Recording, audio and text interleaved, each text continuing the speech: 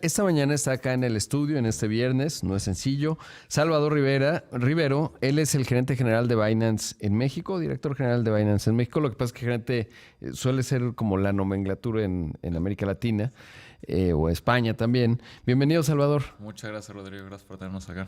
Oye, comencemos con lo obvio, que es Binance. Es una plataforma muy grande, obviamente es muy visible. Aquí he contado desde hace algún tiempo, fundada en 2017, controvertido su fundador, pero cuéntanos quiénes son. Claro. Sí, 9 años tenemos, ¿no? En Binance de haber sido creados por CC, como dices tú, nuestro fundador.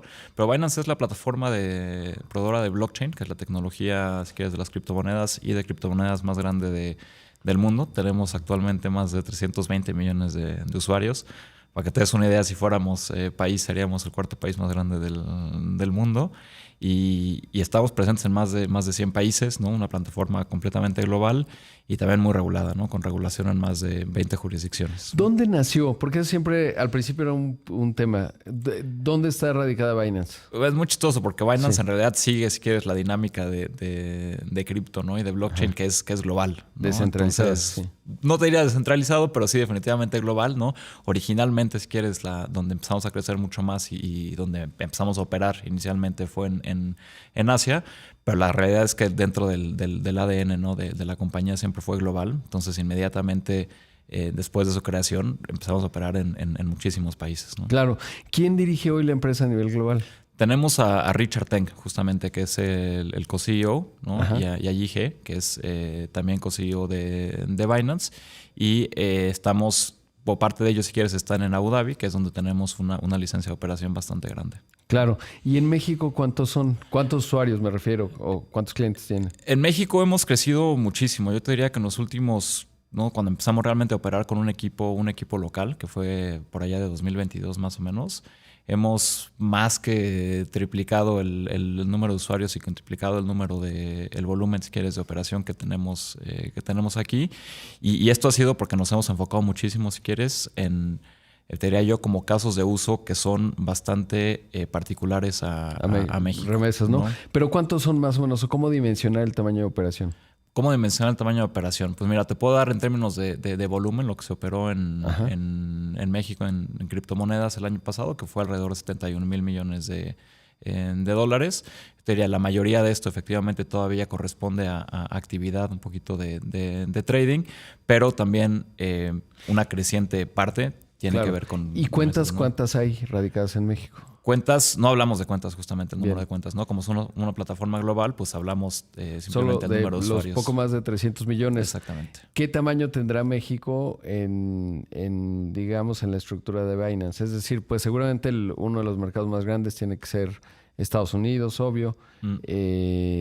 Me imagino que en el sudeste asiático bastante potente. Exactamente. Números grandes, pues Brasil tiene que ser importante y obviamente México, pero ¿qué lugar más o menos estaría? Te puedes ir a nivel regional, ¿no? México es el mercado número 3 detrás de Brasil y detrás de Argentina. De Argentina, ¿no? claro. Y es que es interesante, me imagino que Venezuela es grandota también para ustedes. ¿Por qué? Porque en entornos económicos muy complejos, los criptoactivos se convierten en una alternativa muy interesante. Y en el tema México, el volumen, una, digamos, área bien interesante, pues es remesas, ¿no? Claro.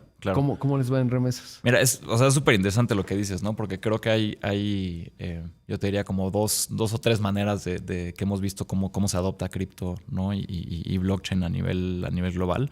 El primero, claramente, pues siempre ha sido, y así es, si quieres, el génesis un poco, ¿no? Del tema de trading, del tema a lo mejor un poquito especulativo. Hemos pasado efectivamente ya de ese caso de uso como mencionas, casos de uso donde ya realmente estamos dando acceso a servicios financieros, ¿no? El caso de Venezuela es uno de ellos, el caso de Argentina también fue un caso particular, ¿no? Donde pues no había acceso a dólares y estas llamadas monedas estables, stablecoins, justamente dan ese acceso, ¿no? a estas monedas duras. En México particularmente sería yo como en una especie de intermedio, ¿no? Porque ni estamos tan bien ni estamos tan mal, ¿no? Entonces nos hemos enfocado muchísimo, como mencionas tú, en estos casos de uso como las remesas, donde lo que permite hacer la tecnología y las stablecoins es por un lado, acelerar, si quieres, vamos a decir, los tiempos de operación, ¿no? Los tiempos de liquidación, le llamamos nosotros, donde pasamos, no de ser, oye, 1 a 2 días, 3 días, si es fin de semana, hacerlo casi de manera instantánea y hacerlo también en términos de costos, ¿no? Donde usualmente los costos de las remesas suelen estar entre el 4 y 6%, hay por ahí datos del Banco Mundial, pues ahora con la tecnología blockchain se reducen a 1 o 2% en función, si quieres, del proveedor, ¿no? Y ese es, te diría yo, el caso de uso más grande que hemos tenido en términos de usuarios, pero en términos de volumen en realidad es, te voy a decir, remesas en el sentido amplio, es decir, en el movimiento transfronterizo del dinero, ¿no? Tú sabes que en México, ¿no? Por ejemplo, tenemos pues el comercio con Estados Unidos, un billón de dólares al año, y hemos visto cómo muchas empresas empiezan justamente a migrar, ¿no? Parte de sus operaciones a stablecoins, no solamente por temas de costos, es decir, la transacción, ¿no? Sino también en temas de costos por el tiempo, ¿no? Imagínate tú que si tú haces una transacción el viernes, pues te va a llegar el lunes, ¿no? Pero tuviste que haber vendido, por ejemplo, el fondo de inversión, ¿no? El money market, si quieres estar allá, pues por la mente un día anterior y te pierdes 3 días de rendimientos, ¿no? Claro. Esto pues te permite hacerlo básicamente al instante y ganar esos 3 días de rendimientos, ¿no? Claro. ¿Bajo qué figura regulatoria operan en México, Binance? En México tenemos dos figuras regulatorias, ¿no? La primera, que es un registro de actividad vulnerable, que esa es parte de lo que la regulación, si quieres, del SAT, que son básicamente prevención de lavado de dinero y financiamiento del terrorismo, ¿no? Que es obligatorio, si quieres, para las plataformas que pues, lo tienen obviamente, pero que tocan criptomonedas. Y la otra, tenemos una institución de fondos de pago electrónico, que es básicamente una wallet, que está regulada por la Comisión Nacional Bancaria de Valores, la misma que regula los bancos, y es la entidad que se encarga de gestionar, si quieres, o de custodiar los pesos mexicanos, ¿no? De los usuarios. Ahora, ¿cómo le explicas a alguien? Porque, bueno, primero saber, ¿el mayor volumen, por ejemplo, en México sigue siendo Bitcoin o ya estamos en stablecoins o cómo está la mezcla más o menos? ¿Y cómo le cuentas a alguien o cómo le explicas un stablecoin? Pero comenzamos por lo primero. ¿Qué se opera hoy en México? Y bueno, y eso. No, yo te diría... Bitcoin pues sigue siendo, ¿no? En términos de criptomonedas, si quieres, y de inversión y de trading, pues sigue siendo la mayor. Pero cada vez estamos viendo cómo se empieza a utilizar más los stablecoins, ¿no? Pero se utilizan de manera distinta. Es decir, sí hay gente, ¿no? que los utiliza, si quieres, como moneda un poquito para resguardar el valor, ¿no? de su dinero y como inversión, si quieres, en dólares. Ya sabes que en México no se pueden tener cuentas en dólares.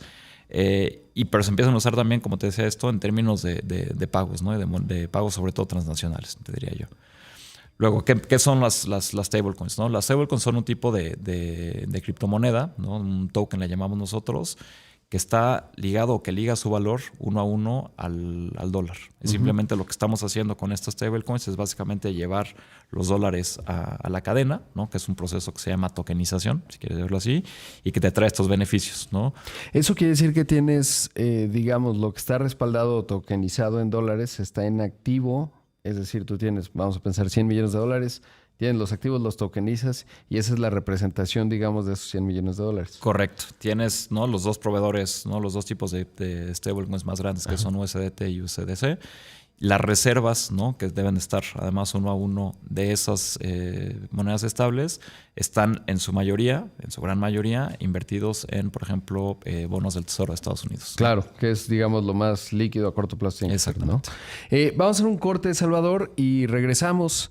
Esto es Imagen Empresarial. Esta mañana está con nosotros Salvador Rivero. Él es el gerente general de Binance en México. Esta, como ya escuchamos, a nivel global es la plataforma más grande del mundo en la, digamos, transacción de criptoactivos, que ha ido cambiando. Además, bueno, pues el entorno regulatorio evolucionó muchísimo, particularmente en Estados Unidos, que por el tamañote que tiene, pues es toda una referencia, con sus asegúnes, porque obviamente hemos visto también, ahora te pregunto cómo ves la dinámica del precio, sobre todo porque pues ha entrado en ETFs, etcétera, y contrario a lo que uno pensaría, pues el precio ha caído, no se ha recuperado hace un tiempo, en el caso de Bitcoin y Ethereum, en fin, hay mucho que platicar de ello. Pero vamos a un corte, esto es Imagen Empresarial, volvemos.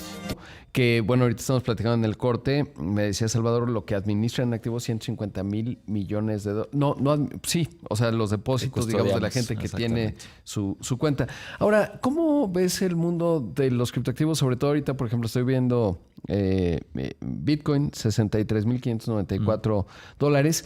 Y cuando llegó Trump con el Genius Act, porque, a ver, ¿qué ha pasado con el mundo cripto? Varias cosas. Uno, pues el blockchain, desde hace muchas décadas, los que llevan mucho tiempo escuchando este programa, pues siempre, igual que todos, nace en 2008, Satoshi, en fin, empieza a crecer en el contexto pues de la crisis financiera 2008-2009, en donde muchos pues empiezan a decir, yo no quiero vivir bajo la tiranía del Banco Central, y entonces, bueno, pues hay todo un componente libertario. Luego tiene unas contradicciones internas interesantes porque pues una parte de los libertarios pues después decían, oye, necesitamos estar regulados, pero no puede ser, y entonces decías, bueno, pero no eres libre, en fin, ¿no? Y otra parte pues ha derivado cuando tuvo un auge muy fuerte el precio, pues había gente que le está ahí tradeando y te dice, no, el alfa y no sé qué, etcétera, pero tiene otro componente profundamente tecnológico y ha sido la eterna promesa en términos de cómo descentralizar esa encriptación colaborativa, y eso te permitiría, por ejemplo,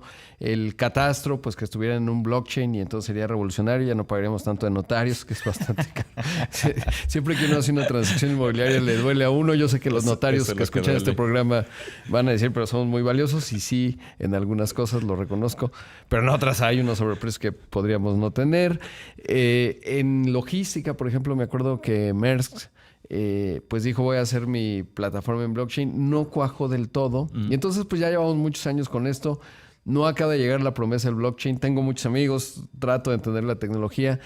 No llegamos. Pero lo que sí llegó fue que una vez que Trump llega a la Casa Blanca, en parte, va a una cumbre de criptoactivos en Memphis. Ahí se gana el respaldo, y a partir de ahí pues viene una visión mucho más amable, digamos, al tema de regulación, y es fundamental que ocurra en Estados Unidos porque es el sistema financiero más grandote con más consecuencia. Exacto. Y sale el Genius Act, y pues teóricamente eso iba a generar que pues tuviera mucho más transaccionalidad, mucho más aceptación, y el precio no corresponde con esa situación. ¿Cuál es tu interpretación? Es muy chistoso, ¿no? O sea, siempre... Y tienes toda la razón, ¿no? Al final, o sea, cripto nace como esta idea un poquito libertaria, ¿no? Anti-establishment, por así decirlo, del 2008. Pero yo te diría que lo vieras más como una especie como de maduración un poquito del ecosistema, ¿no? O sea, al final creo que la promesa siempre es pues darle libertad financiera a las personas que lo utilizan, ¿no? Darles independencia. Y parte de eso también, de ese crecimiento, pues es la responsabilidad, ¿no? Y la responsabilidad obviamente también tiene que venir con la regulación, ¿no? Es decir, la gente tiene que tener pues garantías básicamente de que su dinero, ¿no? Al final de cuentas, porque estamos gestionando el dinero de las personas, pues tiene pues ciertos seguros y ciertas protecciones, ¿no? Claro. Entonces, normal, ¿no? Y está el tema de FTX, ¿no? Que fue tan visible y tan dañino para el sector, ¿no? Porque pues Sam Bankman-Fried, desastre de proporciones épicas. Y por eso el tema de la regulación pues tiene que ver, porque al final habrá algunos apasionados que están metidos en ello, está muy bien, pero pues la idea es que la tecnología se amplíe. Pero bueno, regresando, ¿qué ha pasado con el precio? Porque pues ya está en ETFs teóricamente, y uno decía, bueno, pues se va a tener mayor aceptación, la demanda va a estar ahí, Bitcoin pues tiene un número finito, entonces podrías pensar que es inflacionario, el precio tiende a crecer. Correcto. Porque es un bien escaso, y no. Te voy a dar las dos vías paralelas, si te das cuenta de esto, ¿no? O sea, obviamente la primera, ¿no? Hablando un poquito de la regulación, y hablaste de cómo evolucionando y de cómo la promesa viene y no llega nomás. No te cuento. Pero una de las cosas de las que nadie habla en términos de cripto en 2020, 2021, más o menos, es cuando empezamos a ver, y es para mí el parteaguas, si quieres a lo mejor muy de geek, pero el parteaguas, cuando empezamos a ver ya realmente instituciones financieras tradicionales empezar a invertir en la tecnología, ¿no? Franklin Templeton, por ejemplo, que es uno de los asset managers más grandes del mundo en Estados Unidos, desde 2020-2021 tiene un equipo de blockchain. En 2021 tokenizaron uno de sus fondos, que se llama Benji, ¿no? Que fue el primer fondo tokenizado, y es donde empezaron realmente a experimentar, si quieres, con la tecnología para reducir los tiempos de liquidación, los costos de operación, los costos de liquidación, etcétera, etcétera, ¿no? Entonces, en paralelo, si quieres, para que eso pudiera funcionar, pues necesitábamos una vía regulatoria viable, ¿no? Que le permitiera al mundo institucional, porque además está ultra regulado, ¿no? Empezar a invertir realmente dentro de eso. Y eso es justamente lo que estamos viendo ahora, ¿no? Ya hablaste del Genius Act, ¿no? Estamos hablando también del Clarity Act, ¿no? En México recientemente también hubo una propuesta, ¿no? del senador Murat justamente en términos de regulación, que le falta mucho trabajo, ¿no? Pero definitivamente ya hay interés en esto. Y esto es al final, pues lo que tiene la tecnología es, oye, va muy lento, ¿no? Piensa así en la inteligencia artificial, pero cuando empieza se vuelve súper, súper rápido y luego ya no lo puedes parar, ¿no? Y eso es un poquito lo que estamos viendo. ¿Cómo se casa eso, si quieres, con la dinámica del precio, ¿no? Yo no me fijaría tanto, si quieres, en términos o sea, en el precio, para decir o no, para decir cuál es el comportamiento futuro, ¿no? de la industria. Donde nosotros nos fijamos, y yo me fijo particularmente, es en la inversión que se está haciendo a nivel mundial, ¿no? Y sobre todo también en Estados Unidos a raíz de la regulación, en la infraestructura, en la tecnología, ¿no? Estás viendo a los Stripes, estás viendo a los JP Morgans, estás viendo a los BlackRocks, ¿no? Estás viendo inclusive a BVA, si quieres, fuera de México, empezar a eso, porque en México no tenemos esa regulación todavía, ¿no?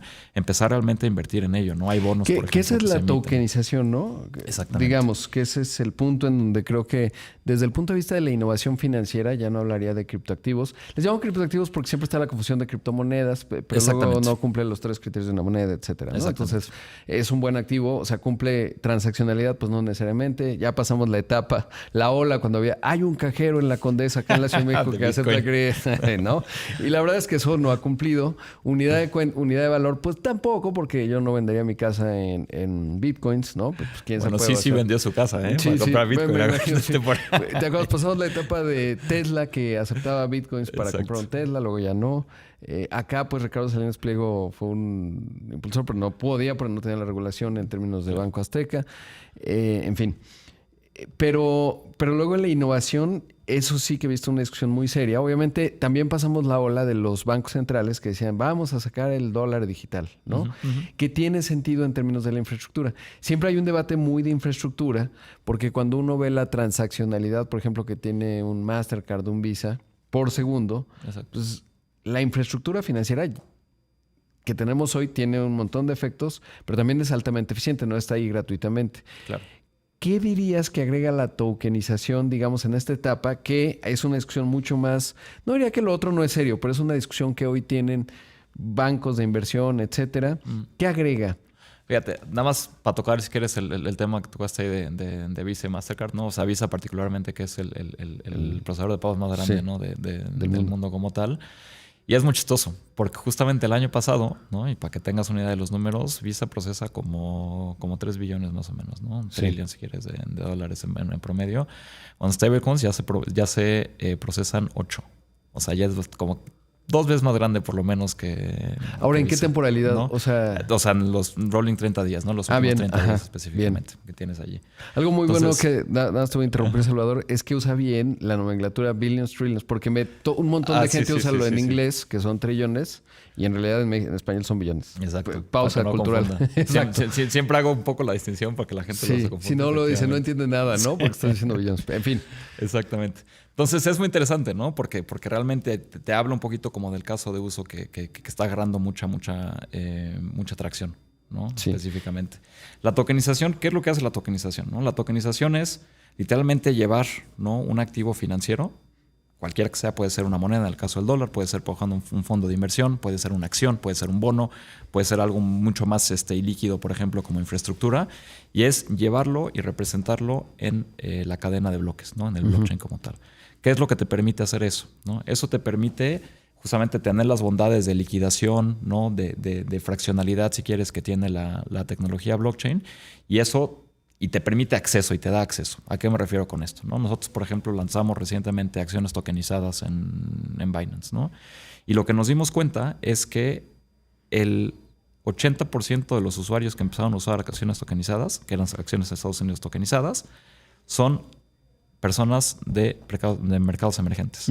¿Qué te dice esto? ¿No? Esto te dice que tenemos un problema de acceso y blockchain está justamente resolviendo ese problema de acceso. O sea, dirías que, ¿no? El valor que agrega la tokenización es acceso. Porque hoy, por ejemplo, yo como inversionista mexicano, pues puedo tener acceso a acciones de Estados Unidos. Correcto. Vía el SIC. Correcto. ¿Qué agrega la tokenización? O sea, por ejemplo, ¿no? Y dependerá mucho, o sea, de quién te lo pongas, ¿no? O sea, del lado institucional, por ejemplo, la tokenización lo que te permite es reducir costos, ¿no? Reducir costos y hacer, si quieres, pues una liquidación muchísimo más rápida. ¿A qué me refiero con esto? Normalmente, por ejemplo, si tienes ahorita una acción, ¿no? Ya sabes cómo funcionan los bancos, es tú compras una acción, ¿no? Luego tienes un middle office, que el middle office es el que se pone, si quieres, detrás y el que procesa la transacción.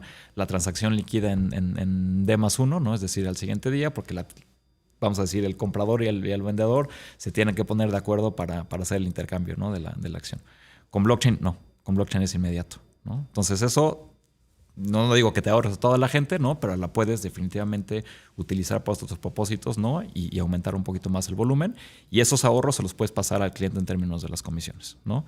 La otra es, puedes comprar y vender 24 horas, 7 días a la semana, ¿no? Ya no tienes que esperarte a los horarios, los horarios del mercado, ¿no?